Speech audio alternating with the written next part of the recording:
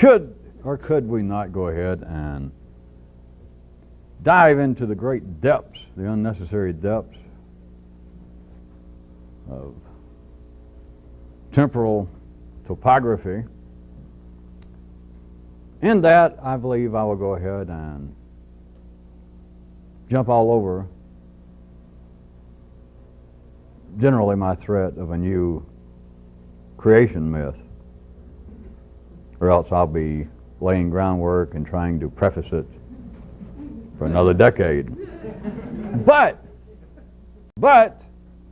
I have changed part of my mind, which takes about as much space and time as to turn around an 18-wheeler, I guess. But instead of me giving you this myth, this new one, be the first real, may I say, serious one in many thousands of years, rather than do that is why I say let's go ahead and jump all over temporal. And for those of you of more conservative bent, temporal and spatial topography, that rather than me tell you the myth, I'm going to talk about what if I told you about the myth.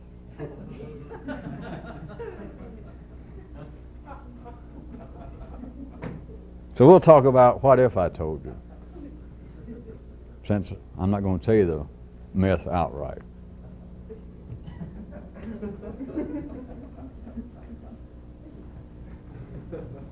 You'll like it.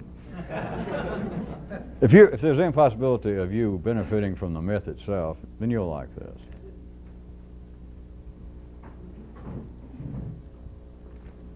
Well, all sorts of little things, since I'm just going to talk about it, that even tonight, I guess, should preface. A few little matters. One thing, I am starting off. This is not really a preface. It just sounds casual. All the old ordinary creation myths, all say this, that in the beginning, everything was one.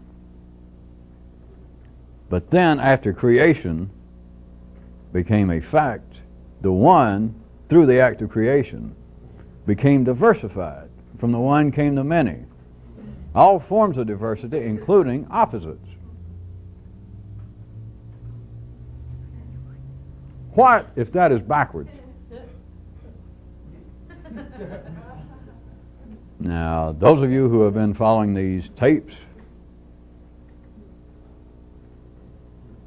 would correctly recall that I use a map consistently thus far of pointing out that the 3D universe, very likely, if not me just stating, is simply a part of something more complex, for instance, a 5D. Not that it should be limited to that, but if I pick out a 5D. And some of your intelligence, assuming that you were listening and you took my rhetorical question seriously when I said, what if every one of the old ordinary myths are backwards? Then some of your intelligence should be able to jump right on, if it was going along such lines, and to say, well, even you seem to be hinting, or maybe some of you would think that I have said, that any kind of more complex intelligence would be in some way returning to the one. But I never said that. Now the ordinary myths, when they get just in the general creation and religious area, all the way from that to the more specialized areas that people believe is some sort of secret information that comes about through cult activities or some guru. All of those, historically, have also said that if a person could in some way experience a personal transformation, if you could individually and internally go through some kind of heroic, mythical adventure, what you would be doing is returning closer to, and they used to use such mythical terms as the Godhead, or to the cosmic core, that in some way you would escape now the spatial and temporal realities of things being all splintered, and you would get closer, if not all the way back to where things were one. But I never said that. If you were left to your own devices and you had thought along such lines, you would have to assume, using simply ordinary linear intelligence, that that is what this is about, or that that's what life is about. Even if you were not religious, if you were an ordinary person and you believed that life had some possibility, that you could attain something in life, perhaps beyond mere economic gain, that you could become a better person, you could become psychologically healthier, and etc. If you were given the kind of verbal groundwork of things either started off with a kind of psychological, spiritual, if not somatic, big bang, and that in some way to become healthier, to become better, to progress yourself, would be in some way to try and pull all these splintered parts of you, these diverse voices, these conflicting hungers and aims and beliefs, all the way from that to a kind of overtly spiritual division, wherein, for instance, you believe that you should be healthier and get more exercise, and simultaneously you are lazy as 2 bushels of couch potatoes. Ordinary intelligence is simultaneously the creator and the createe of these myths. So the myths, all the way from the scientific myth of the Big Bang, remember, myths are not simply tales. From that to all of the non-scientific, apparent non-scientific myths that creation took what was originally a one, a singularity, and the creation itself, the act of creation, blew it all apart. And instead of there being just this one core somewhere, this one cosmic force, or this one guide, instead of it just being there, when this thing decided to create creation, then it went from being a singularity to being a miniarity.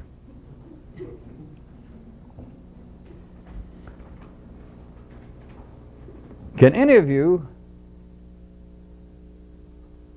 find any connection between that and a few nights ago, a few tapings ago, I mentioned that there was a new kind of controversy, an intellectual controversy vis-a-vis evolution and contemporaneous fossil finds, wherein now large segments of life's academic body is saying that the question of life actually becoming better, not civilizations, not cultures, but of life itself, in the Darwinian sense of becoming more complex and becoming better, that is now in serious question, in that this camp, this division of life in man, says that there is too much proof showing that we have not more forms of life, but fewer forms of life, and therefore we cannot say with any kind of certainty that life is evolving in some upward manner, or else we would not be losing all of these species, all of these life forms.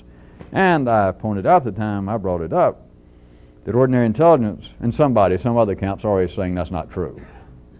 Forget what kind of proof they have, that's not the point, but they're saying, well, that's not so. You don't have enough statistics yet to say that.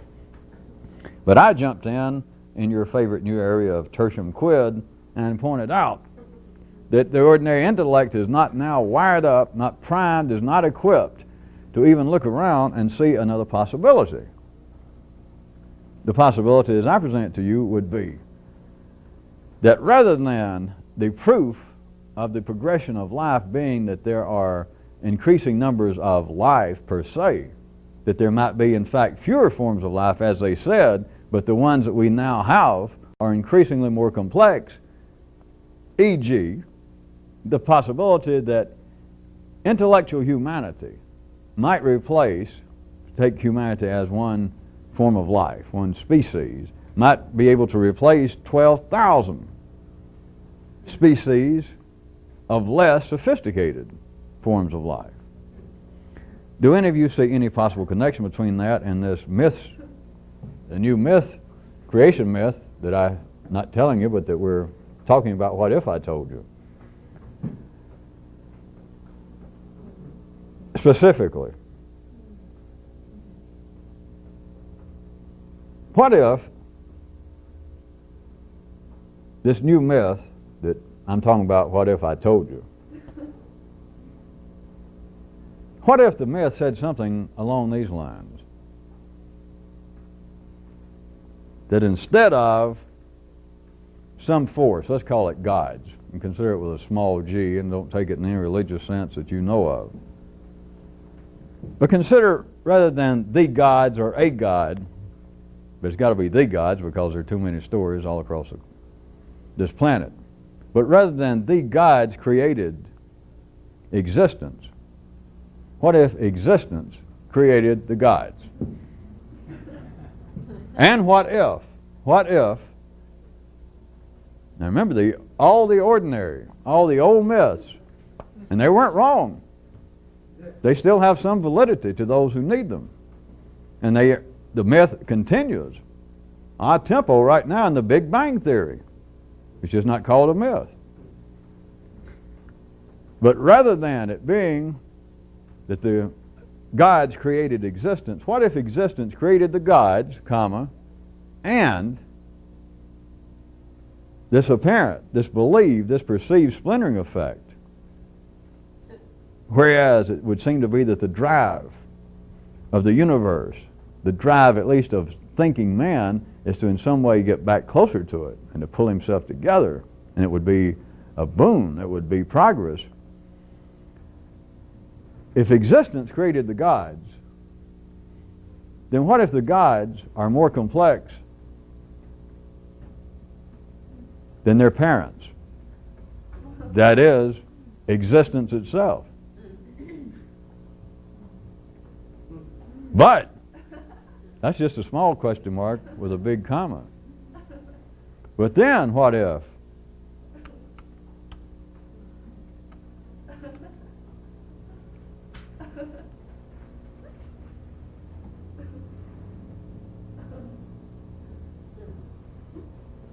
the gods created man,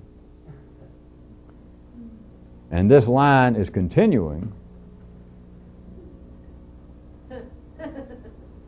and that man is going to ultimately be more complex than the gods? That what appears, nobody questions it. It is no form of mistaken logic, which would be illogic, but the whole idea of the gods, take that in a full mythical sense, that the gods created man, and obviously they're more complex because the creator of anything has got to be more complex than its creation, right? Anybody knows that. A painting, as well as it may be, as complex as it may be, as much talent, art, and craft as it may take, the painting, the sculpture, the book, the symphony, can never be as complex as its creator, right? You take too much for granted. It would seem, without any doubt, again taking gods not in any religious sense, a small g, but a mythical representation of part of the whole scenario of human life and creation, rather than humans now aspiring and wanting to, properly so, be more like the gods. What if the line is running thusly? That the gods are ultimately going to simply be replaced by more complex forms of life, to wit, man. And so far as ordinary neural activity operates on this planet under the weight of 3D reality, it would be backwards to everything that your neural system tells you, you and everyone else. And they don't have to be religious. Everything in the neural system under the influence of three-dimensional gravity would take the origins as being one, a singularity, whether it been the Godhead or the Big Bang, the primordial soup, and then creation itself, whether it was through random physical, chemical forces, or whether it was through some sort of, quote, consciousness of some force or some intent. It blew out this singularity and things scattered. It was no longer a single family of Adam and Eve. They were driven from the garden and their progeny was everywhere, and now it's like all of humanity wants to have one big family reunion.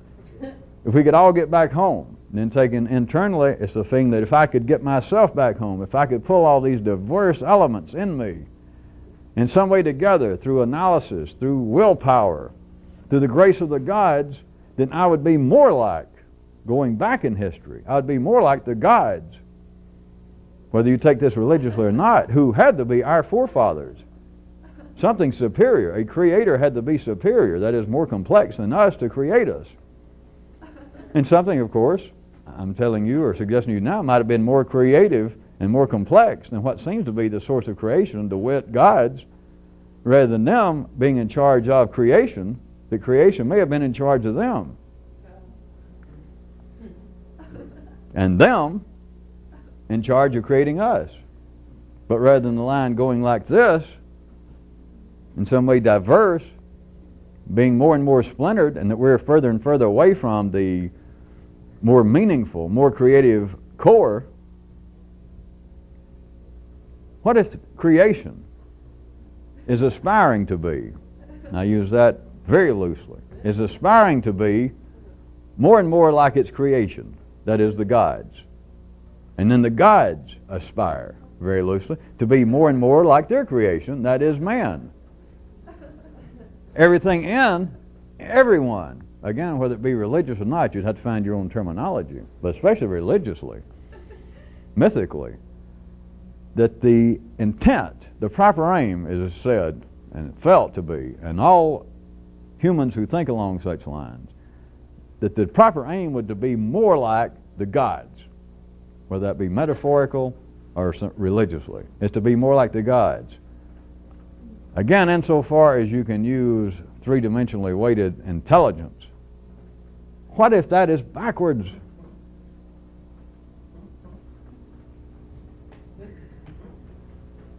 That the aim, the ultimate fulfillment of people going through all sorts of whatever they go through, disciplines, rituals to try and undergo some transcendental, personal, internal experience so that they would be more like the gods. What if it's backwards? That the gods are fighting as hard as they can to push man, and if there was any intent for one to be the other, it's the gods wanting to be more and more like man.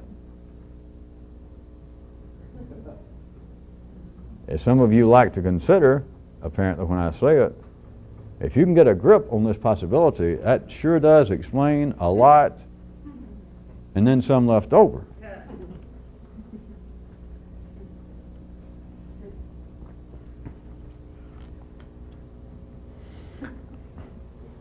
When you think, ordinary intelligence, of some sort of progress of life, of creation, you're left, historically, with a good dichotomous picture that's been used in many areas, but you're left with what amounts to the Christmas tree possibility or the inverted pyramid. In the case specifically of evolution, that either, as one of the counts in the controversy now says, that we had more complex forms of life, or we had more forms of life, and now we have fewer, and therefore you can't say that life is expanding because it seems to be narrowing its focus, and then the opposing count says, well, things have got to be expanding. When they say they've got to be expanding, it's not on the basis of some statistical proof, not that they can't come up with it, but it's not on the basis of some proof for them to say that the other count that says that simplistic forms of life disappearing prove that life is not progressing. It is already built in the nervous system. Forget statistical proof for the moment. It is the old intellectual myth that more is better.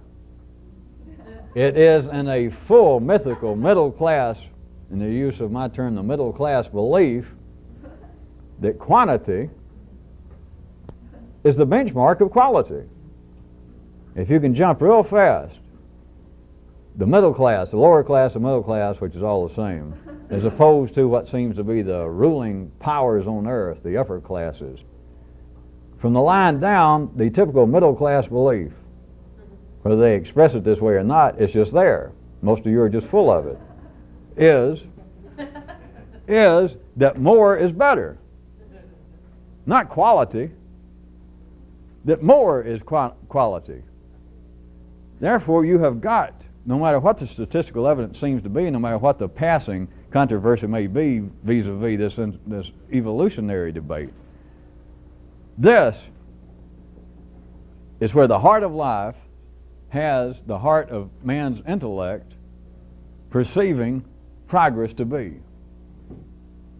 If that got too complicated, ordinary intellect in no way is ready to observe, to decide, to agree that this could be progress in any area. Middle class people, if you're missing this, remember, take this, I'll have to admit, pretty metaphorically. Let's say somebody moving from the lower classes to the upper classes, somebody getting ahead in the world. What's the first thing that when they got some extra money, what do they want? More. How do you know you're getting somewhere in life? I got more stuff. Have you got better stuff? Yeah. Because I used to have one TV, now I got 5. But is it better? Yeah, it's much better. No, is it? It's not a sarcastic social attack. This is the nature of ordinary intelligence. Outdated intelligence from one view. More is progress. And people who have no interest particularly, or not in the field of biology and zoology and anthropology and every other, if you said, if it were proven that we are losing forms of life continually, that we have less forms of life on this planet now than we did 1,000 years ago, could we be making progress? And all ordinary intelligence in the middle class, in the middle of the bell curve of life, would say, on that basis, no. We can't be. It is always a matter with ordinary intelligence that quantity equals quality. And it can't defend it. It doesn't have to defend it. That is the basis. What if that's not true? And don't take it as just a very simple rhetorical question that you can say, well, all right, maybe it's not. Because your old intellect, yours or anyone else's, cannot take that. It can hear it and it sounds, yeah, the question makes sense. But it cannot register that.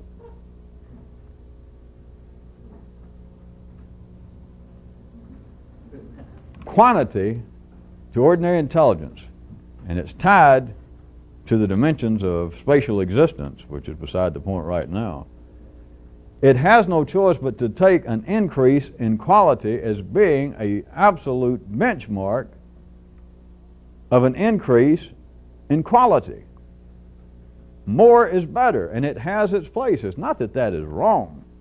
That has absolute, unassailable, unavoidable validity and necessity in ordinary life. Is why I was using the term that the middle class, the middle of the bell curve throughout history and throughout life, cannot see otherwise, that more is better. And if there's any such thing as progress, it is obviously reflected in the symbol of the inverted pyramid. If you're making progress, you're making more money. You got more stuff. You go more places. You go to more shows. Everything is more. Back to my tertium quid, it would seem to be the irrelevant third possibility I pointed out between this argument between those two, and specifically in the question of the evolution of life, the possibility that cannot be seen by ordinary intelligence, that it might be narrowing down the possibilities, not expanding them, not producing more, producing less. But it's more specialized.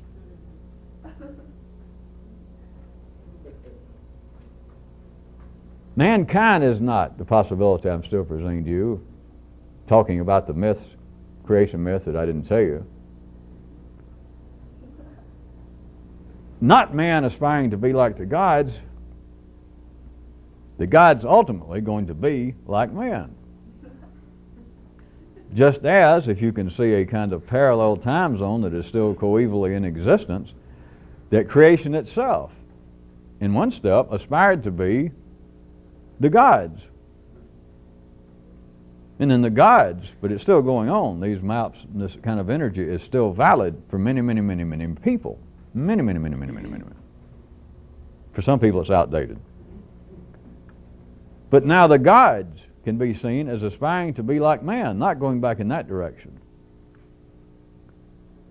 And on that basis, you would have to consider then the possibility, if you're able to follow some of this, that it is not going to be a matter of more and more. It could be a matter of refinement. It could be an increasing matter of less forms of life. Not just physically, but in all manners.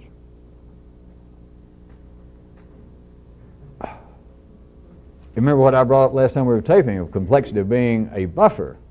Now I was pointing out last time we were taping about internally to pursue this sort of thing that you had to be complex enough to protect yourself.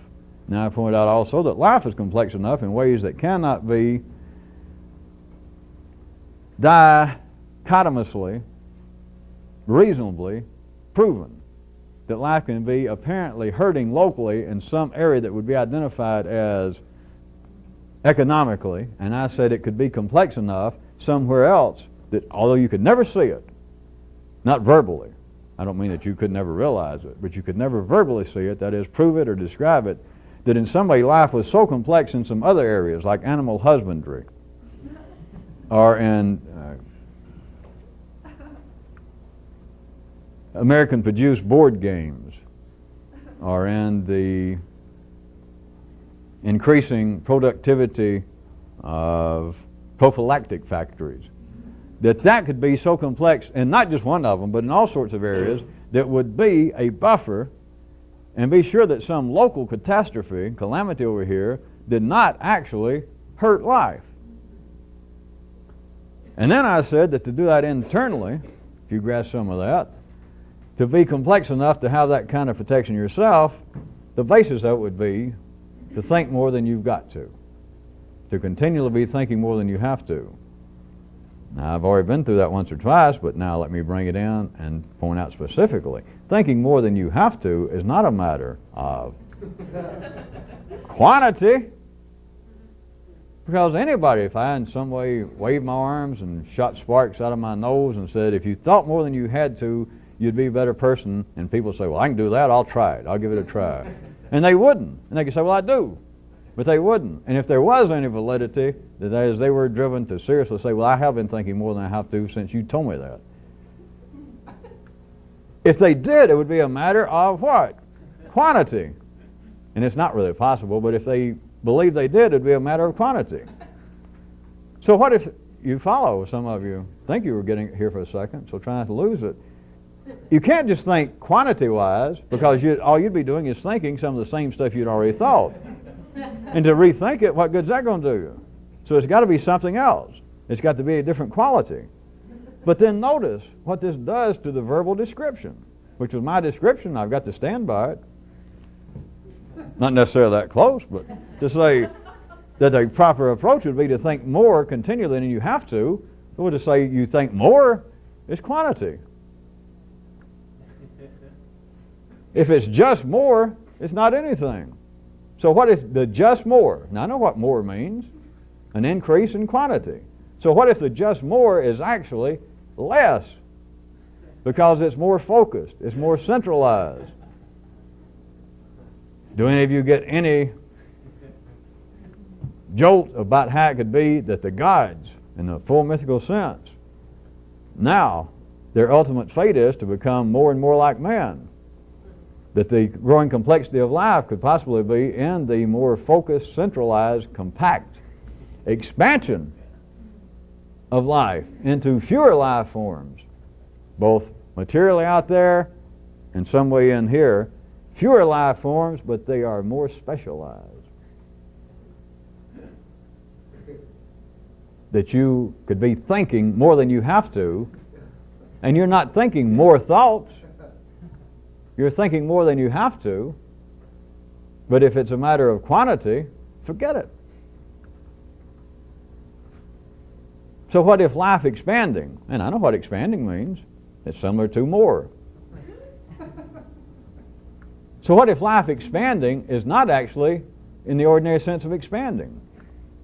That is, creation started, if it started with a singularity and it was just this one thing, it was undifferentiated, it was unconscious, it was unawares of itself, and all those great, there used to be mystical stories, but they're almost getting into quantum physics now, and this thing split out and became conscious of itself. It created something, the gods, the universe, and then it created the gods. I know how the stories go, but what it meant to it created the gods. And it kept getting more and more diverse, right? More and more of it. What if that's not it? And of course, ordinary intelligence says, well, it can't be the opposite. You know, I beat you to that. I know what ordinary intelligence cannot say, cannot deal with. All it can say is, well, it can't be the opposite. Now, I'm not sure what you're getting at, but it can't be the opposite.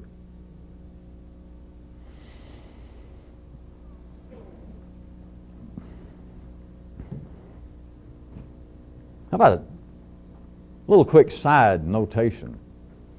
The primitives throughout the world, then, now, and always.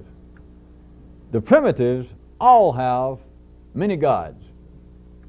And now when you seem to apparently move along some line, some historical forward movement, then when you reach the more sophisticates, they invariably end up with what?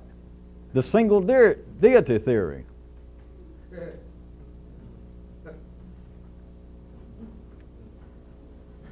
That's no accident.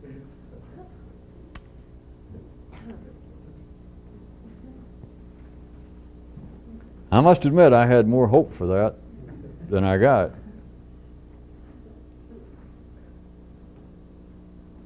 The primitive in you even would believe in many gods when you were small. Many trolls, fairies, spooks, weird things under the bed, outside the house. Gods in small G letters. Then you got a little older and you believe in different kinds of affection. You might have believed in certain kinds of affection you got from grandparents that you didn't get from your parents, or from a neighbor, or from a friend. Then you got into post-puberty. Then you begin to drag in what seemed to be new gods.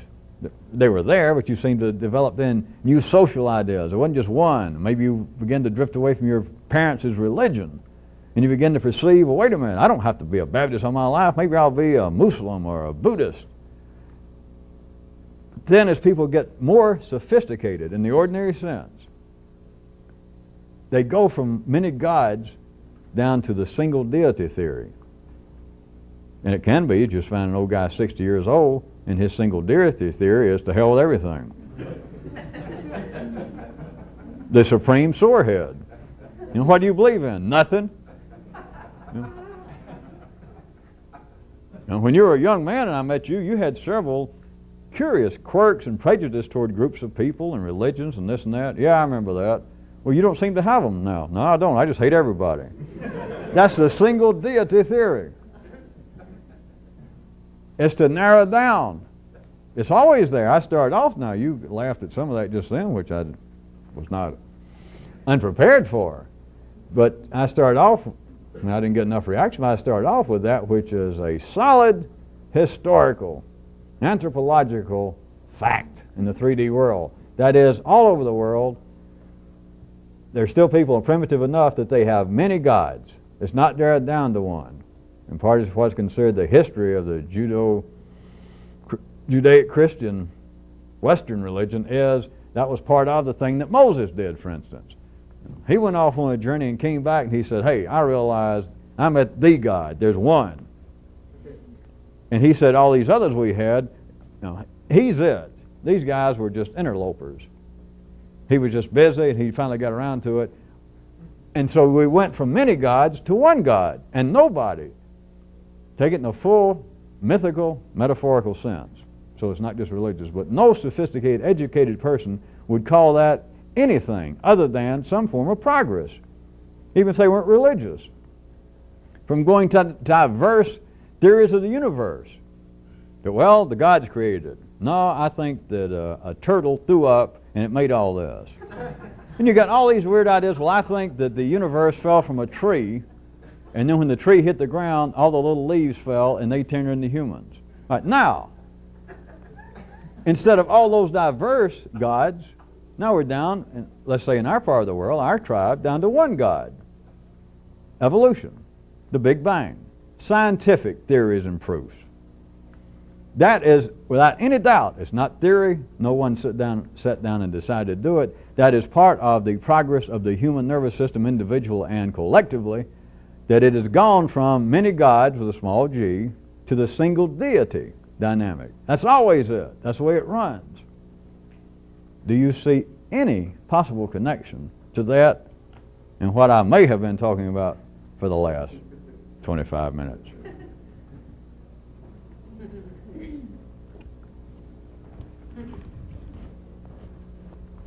Consider man's as being life's mentis lens, the man's intellect. If you consider that a lens, this is the lens being man's intellect, and then what would have seemed to be, I could call it many things, but out there and in here. What if this lens has properties that are unknown on this planet? It sounds not unreasonable verbally, but the properties are unknown. That is, the lens acts as an interpreter in the same way the lens would on a camera, same way that your intelligence, man's intelligence, interprets what apparently is going on out there, and then interprets what it thinks is going on in here, and introspection, etc. But let's say that the intellect itself, more or less the cerebral, the frontal lobes, is like the lens, let's just call it that. It can interpret. And that man himself, intellectual man, collectively, the organism, is life's own mentis lens, life's own intellectual lens, except the properties. The property that I wanted to mention is this. The flows can be reversed at any time, simultaneously, continually, and it has no effect over the result.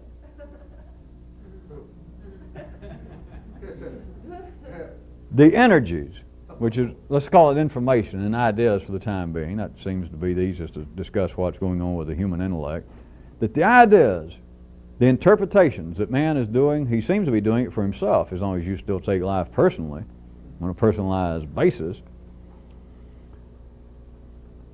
But the energies that are flowing under ordinary conditions can only go one way to produce one result. You cannot reverse the flows of energy of any kinds on the 3D world and get the same result. That is, you can't take what seems to be cause and effect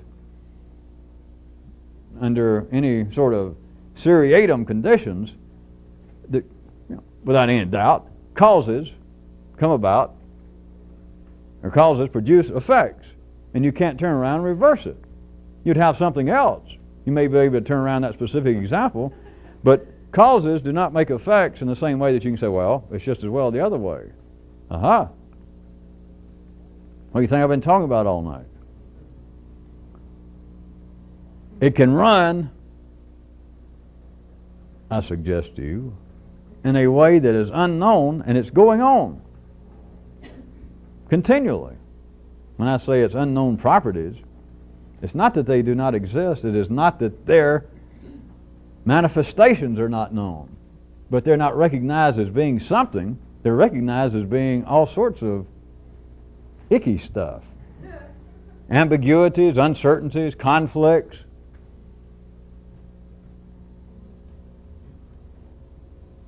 What if it's not ambiguities, conflicts, uncertainties? It is an undiagnosed, it is an unrealized, manifold reality in this case, that energies can reverse simultaneously, at the same time, coevally, or one can be going this way and then suddenly go back that way, and then go this way, and has no effect over the results.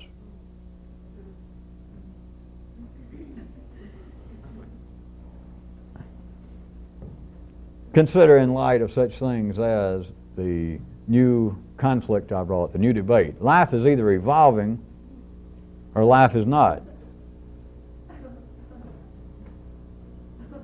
Man came from the gods, or as I've hinted to you, what if the possibility is the gods came from man? All right, it's got to be one or the other in these cases, right? All right, rather than saying, all right, it's got to be one or the other, or rather than me just saying, well, it's got to be a matter of the unaffected, the disinterested third possibility, the good old Greek tertium quid, or my third force, the background, not either A or B, but the C, the one that's not yet involved, instead of all of that. What if it's a matter that could flow either way at any particular time or simultaneously in reverse, and it has no effect whatsoever on what's taking place?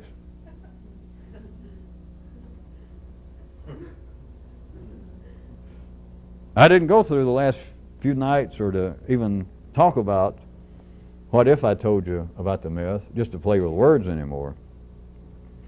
That rather than being a question, for instance, of is life evolving, that life is either evolving or life is not. And sometimes I'll present questions like that and I'll go, right. And then a lot of you will laugh. Does any of you get any idea why you've been laughing? Or if I say, well, the answer to the question is, are things progressing or not? And the answer is, you got it. You could, if you tried to analyze it, say, well, it's kind of silly, it's unexpected, the answer is really, it just doesn't fit. What if it's something else? All right, I'll go ahead and say it. What if both of them not only can be true, but it doesn't matter?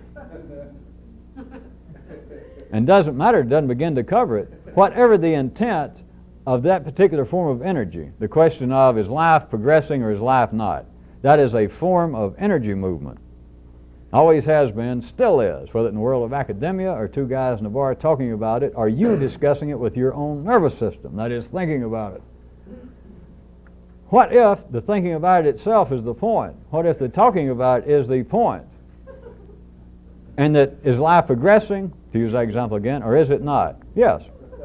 Or no, it doesn't matter.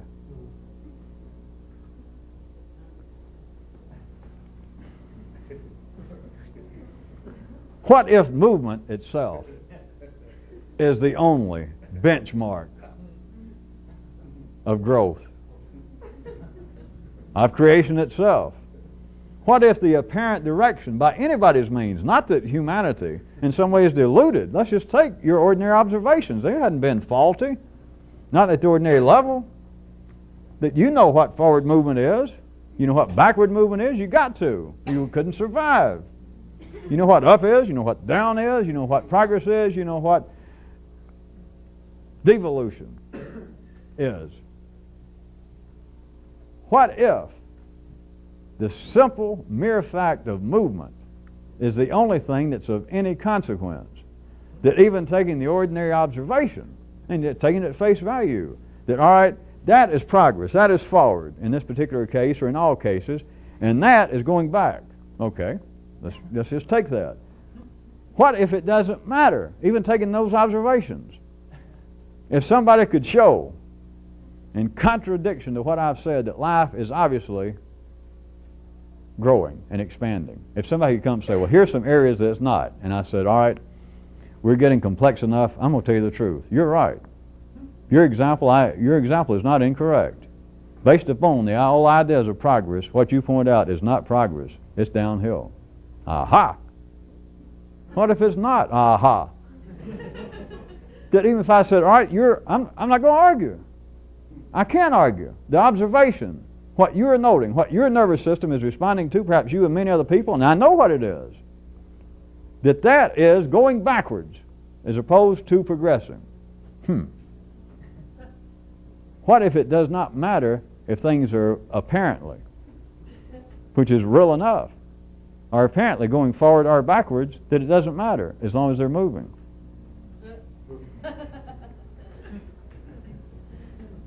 You have missed it all if you think, well, that's easy to say, but that couldn't be true.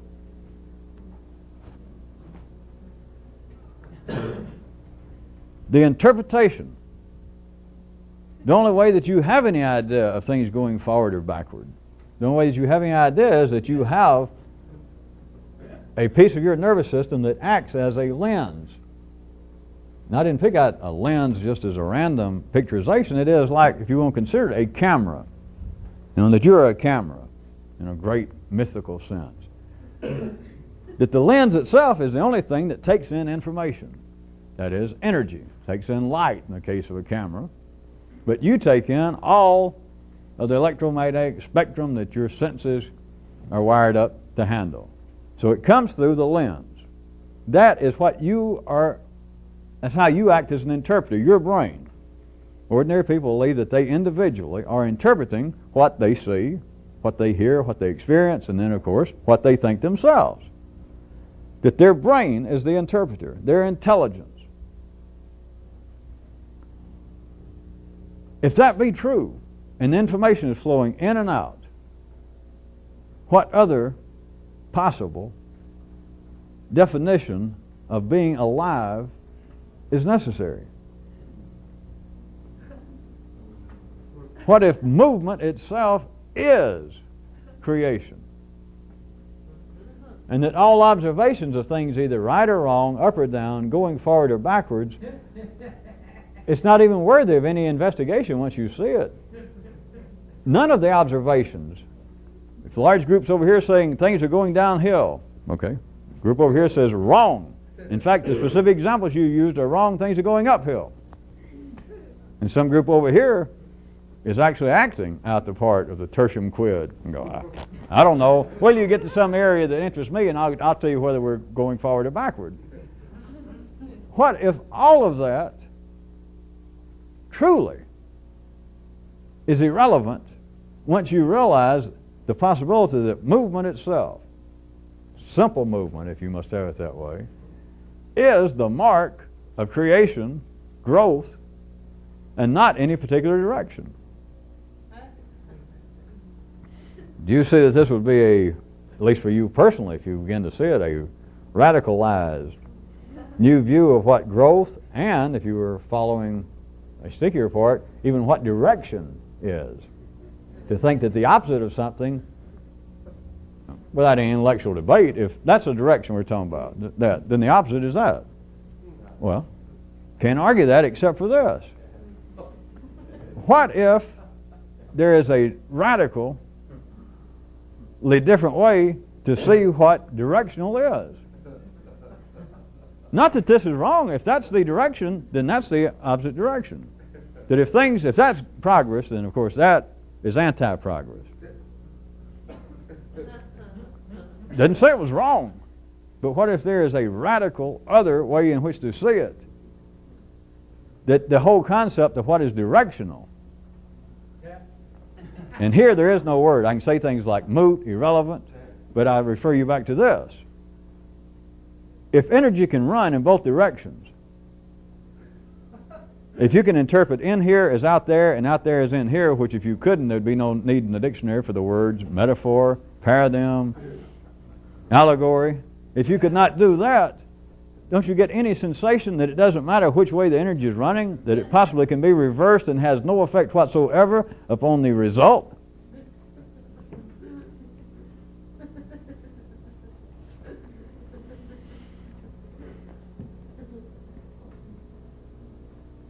What if what I've been describing as being secondary activities are actually going to be tomorrow's primary ones?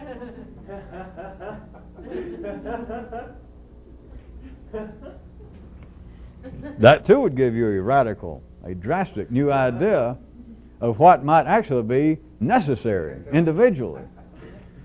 Of course, on a wider scale, you can reverse it out there, and then it would, I suggest, perhaps give you a whole different idea whenever you thought, well, wait a minute, we, that is speaking for humanity, like your intelligences want to do, wait a minute, we can't continue living like this as a people, as a nation.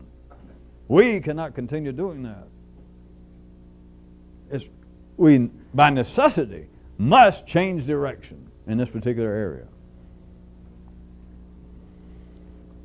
If that which is now, that I have not improperly described as being secondary activities, if it is upcoming as tomorrow's primary, then may I refer you back again, for those of you that still look curious, what if man is not struggling to be more like the gods, that is not man's destiny, not now, not in an afterlife. It's not that the opposite direction, that's the way I presented it to you when I started out there. What if it was opposite?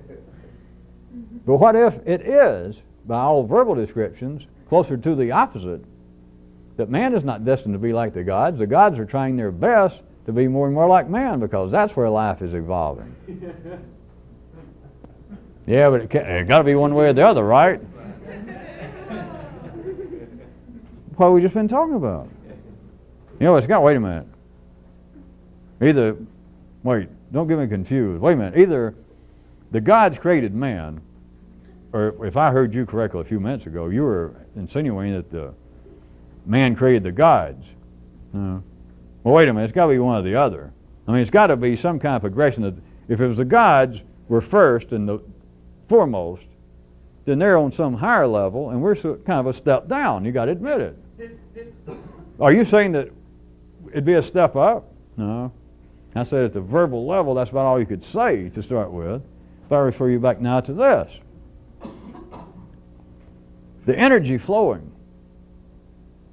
And as long as things are moving, what would apparently be a direction, what would apparently be an answer, a reasonable response to such questions as, are men getting better or is man getting worse?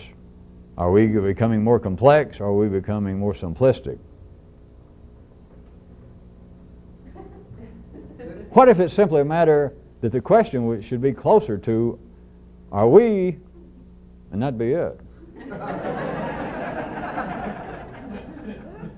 Or under other conditions, are we becoming? And that's the question. Because that would be an affirmation of the fact that you understood that movement itself may be the sign of vitality. It may be the only necessary sign that things are alive. Yeah, if I can look over here and there's lots of movement over in this area of life's body, it's insane warfare going on between these two groups of people. That is not progress. They're killing off themselves. They're killing off whole generations and hurting children, innocent people. That this is not progress. It's movement. My God. It's all kinds of movement. That's not progress. Guess you got me there, don't you?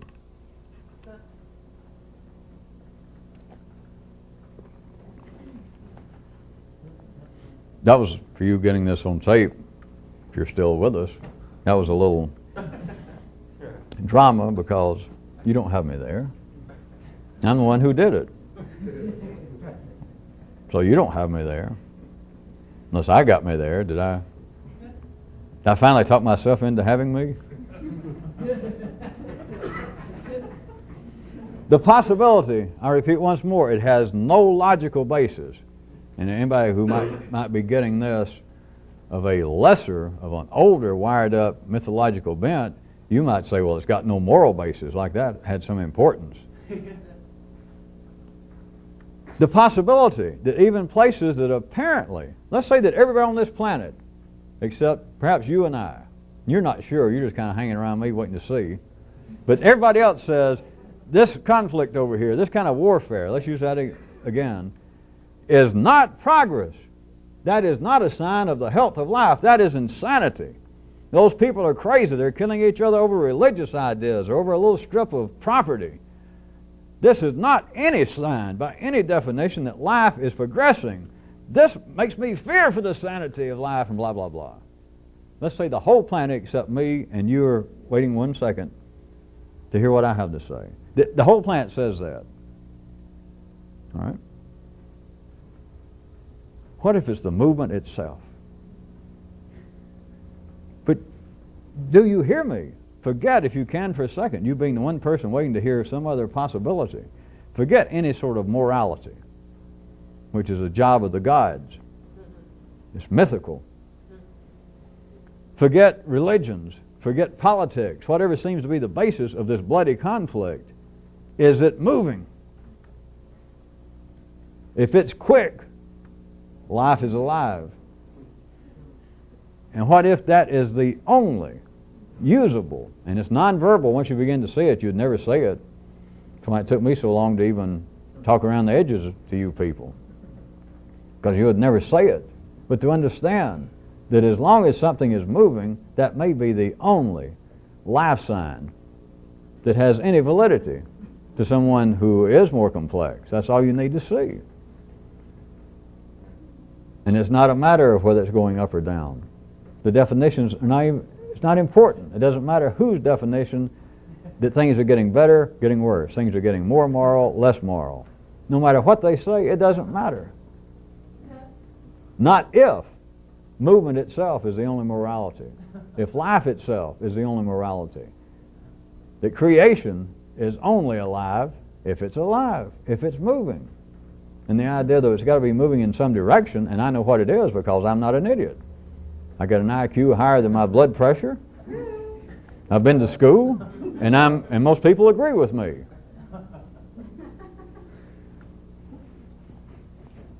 I can define, says ordinary intelligence, what is progress and what is not. And if there's any doubt in my mind, I look around and I am in the majority. And there are many things happening on this planet, and always have been happening. Many things are happening that are if not a death blow, they are a continuing threat to humanity. How long can a continuing threat go on? Thousands and thousands of years.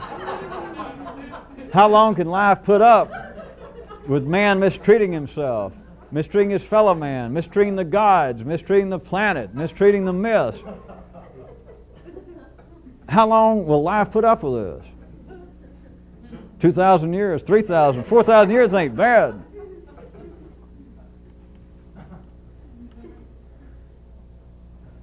We're out of tape.